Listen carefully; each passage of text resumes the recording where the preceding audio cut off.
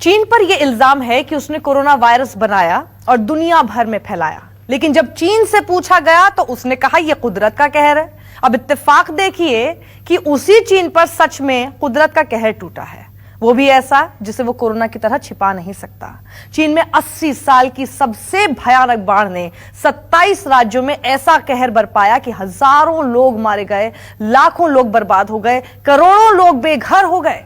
देखिए बहते शहर, डूबता चीन।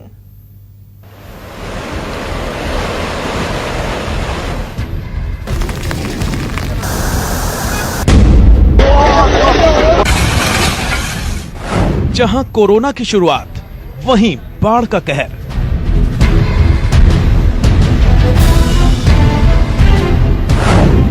चीन में 80 साल की सबसे भयानक बाढ़।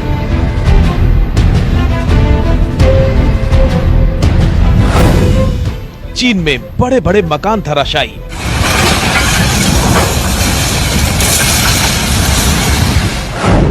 सैलाब में बह गई सैकड़ों गाड़ियां।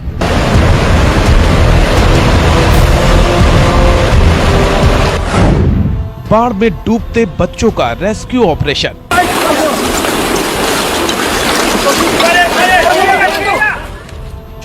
ह्यूबेई प्रांत से कोरोना फैलने का सच और मौतों का आंकड़ा तो चीन ने छिपा लिया, लेकिन कुदरत के इस कहर के सामने चीन की हर चाल नाकाम साबित हो रही है।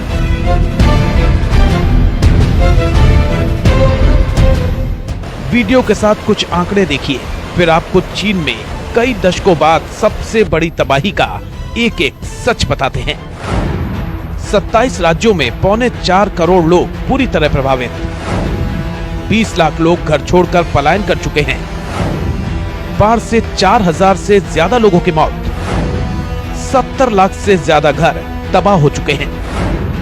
20,000 लोग बिजली पानी के बिना रहने को मजबूर। 11 अरब डॉलर से ज्यादा का आर्थिक नुकसान। ये चीन के हुबेई, जियांगशी और ज़ेइजियांग प्रांत की तस्वीरें हैं।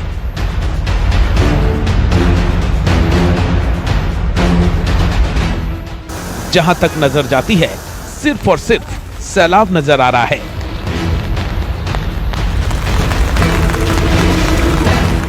बाढ़ के पानी में तबाही की तस्वीरें साफ देखी जा सकती हैं।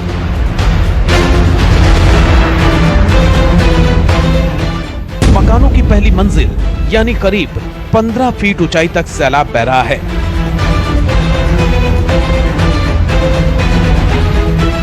रेस्क्यू टीमों ने हेलीकॉप्टर से बाढ़ प्रभावित इलाकों का जायजा लिया तो कई शहर बाढ़ के पानी में डूबे नजर आए।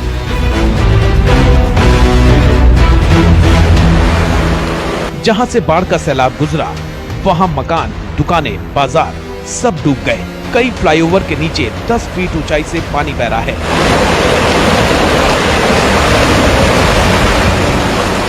शहरों में आई बाढ़ अपने साथ कारों को बहा ले गई।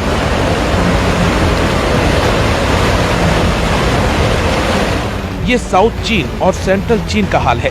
स्थानीय प्रशासन के मुताबिक 33 नदियां खतरे के निशान से रिकॉर्ड स्तर पर ऊपर बह रही हैं।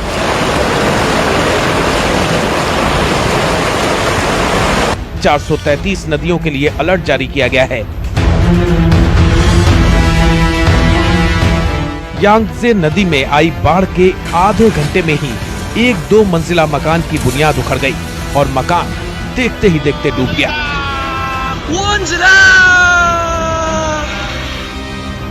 चीन की सबसे बड़ी नदी यांगत्से में आई बाढ़ ने पूर्वी चीन सागर के रास्ते में पड़ने वाले 6 शहरों में बड़ी तबाही मचाई है।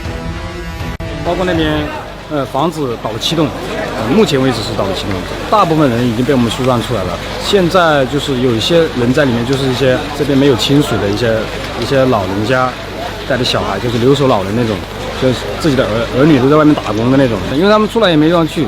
他是这样的，他很多人呢，他在家里，因为家里有一些家电的那一种，他在家里看家，所以他不愿意出来。烧饭烧菜是肯定不行的，然后主要是我们送一点饼干水进去，以供他们平时日常所需。 चीनी अधिकारियों के मुताबिक करीब एक हफ्ते से भारी बाढ़ के बीच भूस्खलन की घटनाएं बढ़ गई हैं।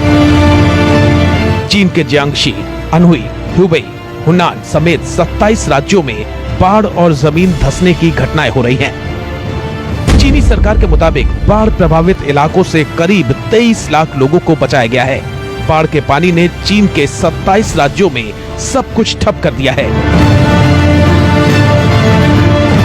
इस बाढ़ से अब तक करीब 28,000 से ज्यादा इमारतें पूरी तरह नष्ट हो चुकी हैं। 11 अरब डॉलर से ज्यादा का नुकसान हुआ है।